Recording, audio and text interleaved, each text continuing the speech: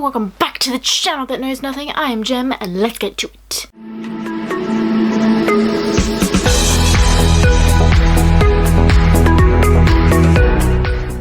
So today on the channel we are doing books I read because of Booktube. Okay, there is 3 on this list that I haven't read yet, but I bought, and I wanted it to be an even number, so there's 10.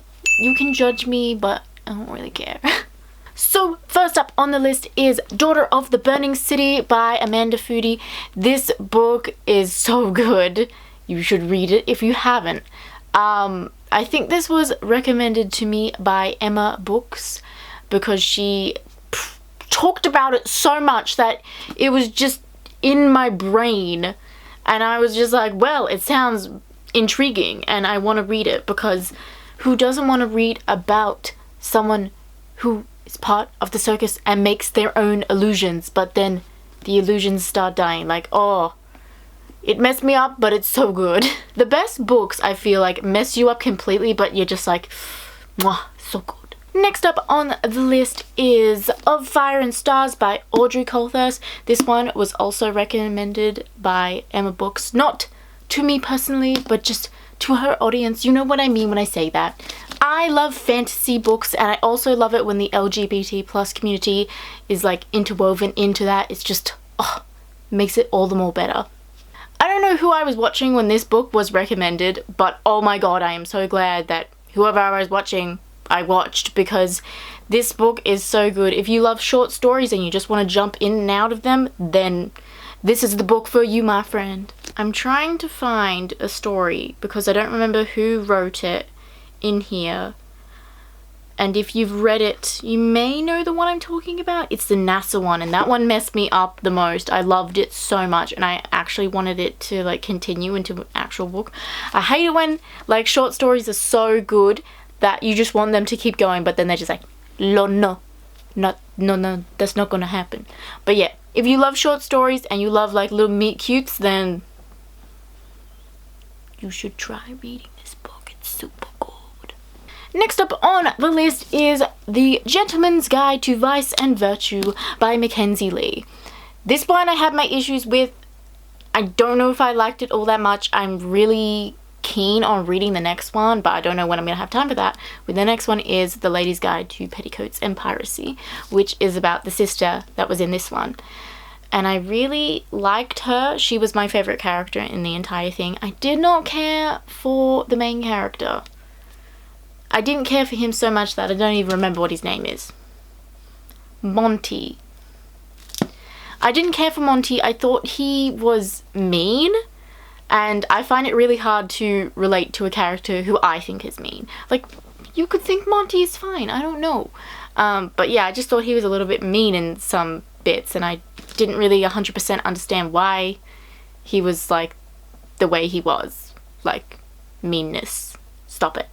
Next up, we got Lady Midnight by Cassandra Clare, and say what you will about Cassandra Clare. She is an interesting author. Somehow, there is always a love triangle, and it always seems very similar in all of the stories I've read of hers. But you know what? I will keep coming back for more because it's interesting. Also, I really like this one. I like this one a lot more than the Mortal Instruments series, so it's like my second favorite in the what she's written. If you don't know what my favorite one is, then take a look at the channel name. This one I really like because there was a mystery that I didn't 100% understand or know who the mastermind behind it all was. And a lot of my friends knew who it was, and they're like, are you dumb? And I'm like, maybe I am dumb.